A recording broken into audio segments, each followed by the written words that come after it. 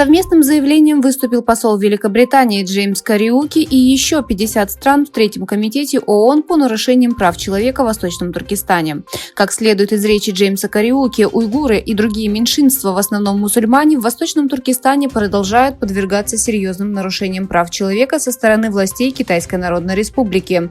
В прошлом месяце состоялась 54-я сессия Совета по правам человека.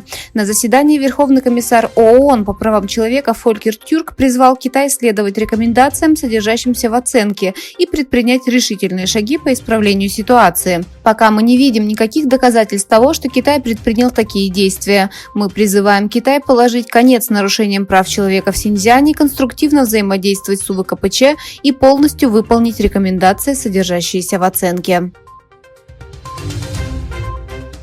После молитвы Иша 16 октября 2023 года по приглашению Союза ученых Восточного Туркестана была организована заочная заупокойная молитва и программа молитвы Кунут для проживающих в Стамбуле уйгурских турок, мучеников, погибших в Восточном Туркестане и Палестине. В ходе программы, состоявшейся в мечети Фатих в Стамбульском районе Кючук-Чекмендже, Сафакёй, вице-президент Союза ученых Восточного Туркестана Махмуджан Дамолла обратился к собравшимся и сказал, что борьба за независимость Восточного Туркестана должна вестись на основе веры, и что понятие веры и свободной родины – это одно и то же.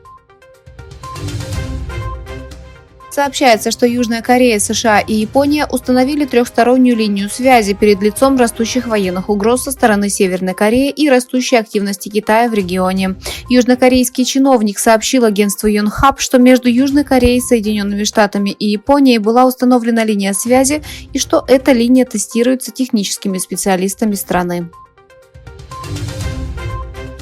Председатель КНР Си Цзиньпин заявил, что развивающиеся в последнее время отношения с Россией являются не сближением, продиктованным повседневными интересами, а долгосрочным стратегическим обязательством. Согласно заявлению МИД КНР, Си Цзиньпин принял участие в третьем саммите, проходившем в Пекине. Он встретился с президентом Российской Федерации Владимиром Путиным, который находится с визитом в стране для участия в форуме «Один пояс, один путь» в Доме народных собраний в Пекине. Министерство обороны США, Пентагон, сообщает, что за последние 2 года китайские военные самолеты более 180 раз беспокоили американские военные самолеты в международном воздушном пространстве. Пентагон опубликовал фотографии и видео, на которых китайские военные самолеты преследуют американские самолеты в международном воздушном пространстве.